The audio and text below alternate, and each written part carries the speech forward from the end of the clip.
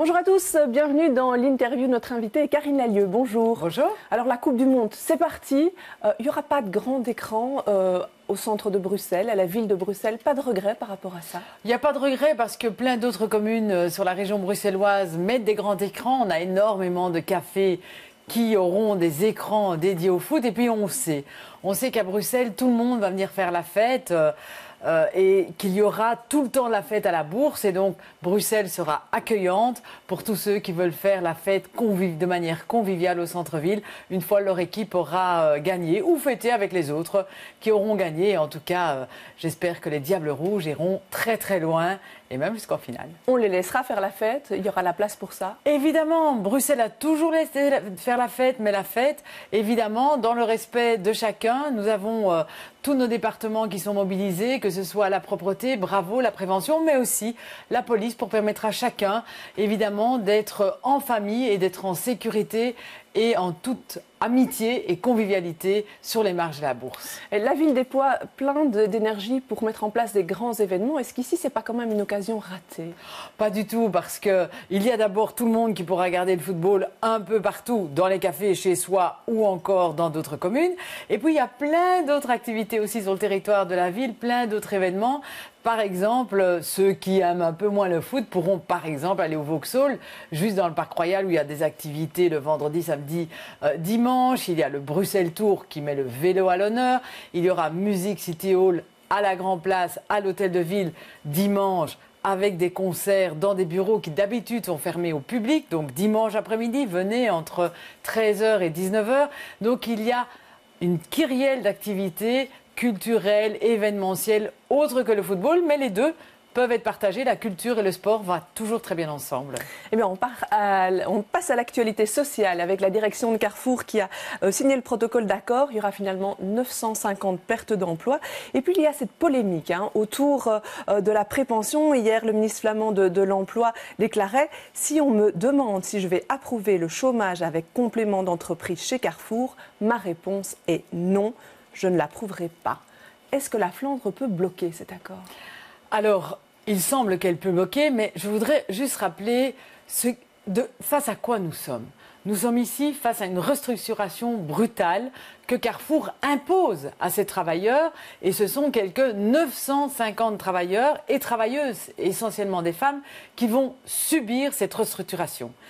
Alors, elles demandent juste l'application de leurs droits. C'est-à-dire le droit à la prépension. C'est dans la loi, c'est un droit. Et qu'est-ce que ça veut dire, le droit à la prépension? C'est une allocation de chômage qui est complétée par les employeurs qui donnent un complément d'argent à ces travailleurs qui ont été licenciés contre leur volonté, je le rappelle bien, contre leur volonté.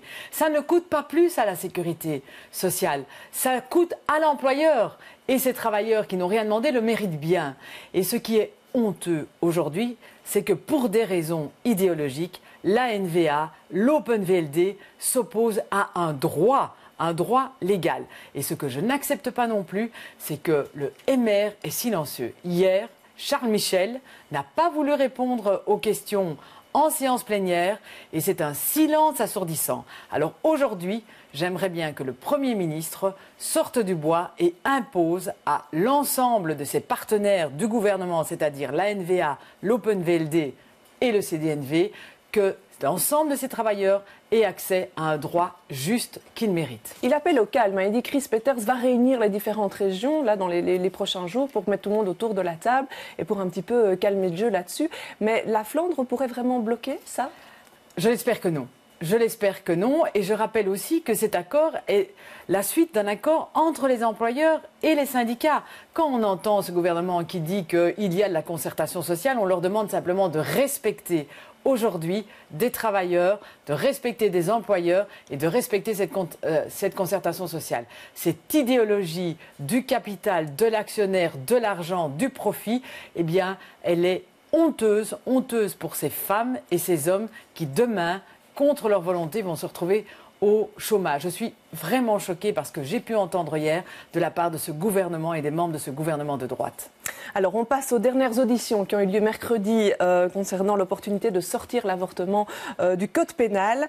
Alors quelle est votre conclusion? Je vous propose 3 solutions. A. Il est plus que jamais évident qu'il faut dépénaliser. B. Dépénaliser, oui, mais durcir les conditions. C. Quelles conditions autour de l'IVG? La question reste entière. La première. La première, c'est la dépénalisation, évidemment, de l'avortement. Nous avons entendu énormément d'experts, que ce soit des gynécologues, des philosophes, des professeurs, des femmes des plannings familiaux. Et l'ensemble, la toute grande majorité nous disait il est temps de dépénaliser l'avortement. Il y a une personne qui s'y est opposée réellement sur les dizaines de personnes que nous avons entendues. Et on sait aussi que la population est tout à fait d'accord de dépénaliser l'avortement. Est-ce que ça veut dire qu'on pourra faire n'importe quoi, comme j'ai pu entendre les détracteurs? Non. L'avortement sera toujours réalisé dans certaines conditions, c'est-à-dire un certain nombre de semaines, avec évidemment une équipe de médecins reconnus dans des structures, bien évidemment. Mais nous demandons simplement que la femme puisse avoir ce choix. Ce choix, c'est autodétermination et la liberté de choisir, d'avorter sans culpabilité et sans danger pénal, puisqu'aujourd'hui, si toutes les conditions ne sont pas respectées, nous l'avons entendu, elles ne sont pas toujours respectées, eh bien, la femme et la médecin ou le médecin peut se retrouver devant les tribunaux, ce qui ne semble totalement inacceptable dans une démocratie. Alors, ces conditions, on va y revenir dans un instant, mais dépénaliser, ce n'est pas encore évident pour tous. On a reçu un communiqué des évêques de Belgique qui dit « Cette décision, donc la dépénalisation, a une signification symbolique lourde. Le regard sur l'interruption de grossesse changera fondamentalement avec de très sérieuses conséquences et cela nous pose question. Une des questions, c'est pourquoi ne pas protéger la vie dès ses premiers jours ?» Alors, d'abord, ils se trompent parce que toutes les études ont démontré que les pays qui dépénalisaient, eh bien, n'ouvraient pas la porte à des milliers et des milliers d'avortements. Vous pensez vraiment, est-ce qu'ils pensent vraiment, tous ces hommes, je rappelle, ce ne sont que des hommes, hein, l'Église n'est pas ouverte aux femmes, que tous ces hommes, je rappelle qu'ils pensent que la femme avorte par plaisir, qu'à un moment donné, une femme va se dire « Oh, ben écoutez, je vais aller avorter parce que c'est plus pénalisé ». Toutes les études montrent que c'est l'inverse. Et je leur dis simplement, quand on dépénalise, on n'oblige pas les femmes à avorter, bien évidemment, mais on leur donne le choix libre de le faire dans les meilleures conditions possibles, sans culpabilité et sans effectivement leur dire qu'elles font encore une infraction à l'ordre public et l'ordre des familles, et la moralité publique, ça me semble anachronique. Donc je demande simplement ici que chaque personne puisse se positionner dans ce Parlement, que chaque parlementaire puisse voter en âme et conscience sur la dépénalisation de l'avortement et laisser le fait que demain, ça reste un acte médical fait par des spécialistes et par une équipe multidisciplinaire. Alors, on revient sur les différentes conditions qui accompagnent ça. Il y avait la question de, faut-il encore informer sur les différentes alternatives à l'avortement? Certains disaient qu'ils ne le faisaient pas. Qu'est-ce qu'il en est pour vous? Ce n'est plus nécessaire, tous les praticiens nous l'ont dit. Évidemment, il faut informer la femme par rapport à l'acte médical, par rapport effectivement aux conséquences, mais il n'est pas question de dire à un moment donné, si vous allez à terme, vous avez des possibilités d'adopter les enfants. Ce que nous avons entendu de la part de ces médecins qui ont vu des milliers de femmes qui sont passées par leurs hôpitaux, leurs plannings familiaux, eh bien, c'est que les femmes étaient déterminées. Et quand on est déterminé, ça veut dire qu'elles pensent qu'elles ne sont pas là, pour le moment, capables de porter à terme leur grossesse, c'est-à-dire demain, de pouvoir éduquer et choyer un enfant. Et donc, c'est ce choix qu'il faut respecter, bien évidemment, en toute liberté. Le fameux délai de 6 jours, est-ce qu'il faut le maintenir? C'est aussi trop long. ce que les praticiens nous disent aussi, c'est ce que nous avons voulu faire, c'est écouter les praticiens.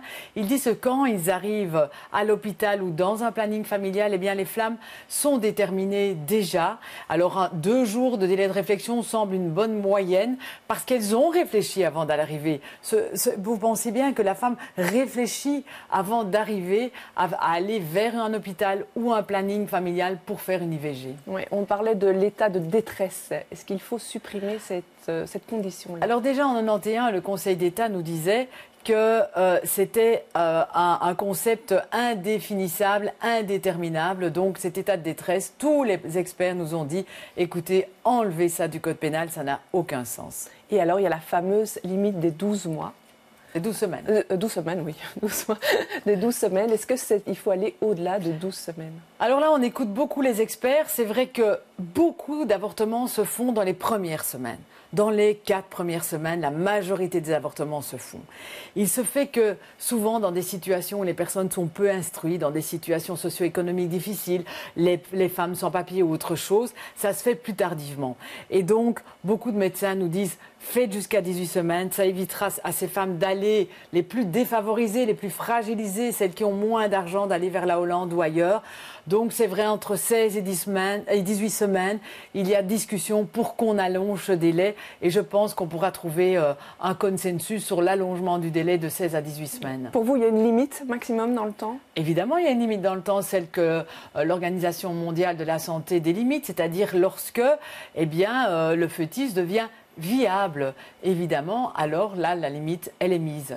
Sauf, évidemment, s'il y a des avortements pour raison médicale, mais là, évidemment, c'est un acte médical fait par les hôpitaux. On a parlé aussi de la nécessité de créer des centres pour accompagner les femmes. Est-ce que ça, c'est quelque chose à mettre en place? Alors, ce qu'on a entendu, c'est que les femmes sont beaucoup plus encadrées, beaucoup plus choyées, beaucoup plus à l'écoute dans les plannings familiaux. Et on entend que si on allonge le délai entre 12 et 18 semaines, il faudrait des centres agréés.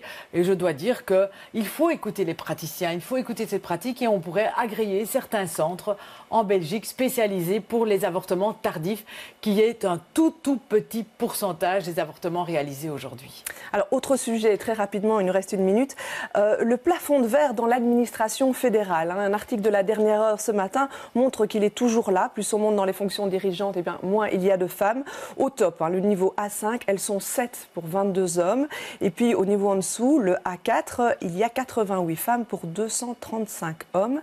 Le système actuel en place, alors, n'est pas suffisant. Est-ce qu'il faut être plus contraignant? Il faut être plus contraignant. Je crois qu'on a été contraignant en politique. La parité sur les listes, on a montré du coup qu'il y a beaucoup plus de femmes en politique, mais on voit que ce gouvernement-ci n'a rien fait pour l'égalité dans les fonctions supérieures de l'administration. Même au sein de ce gouvernement, on voit que les femmes ont chuté, le nombre de femmes a chuté de manière remarquable. Et il n'y a eu aucune politique positive en faveur de l'égalité homme-femme faite par ce gouvernement. Bien, ce sera votre dernière réponse. Demain, je vous remercie d'être venu sur ce plateau. Demain, dans Les Experts, on retrouvera 2 femmes comme invitées, Else Hamp et Michel Carté. Je vous souhaite à tous un excellent week-end.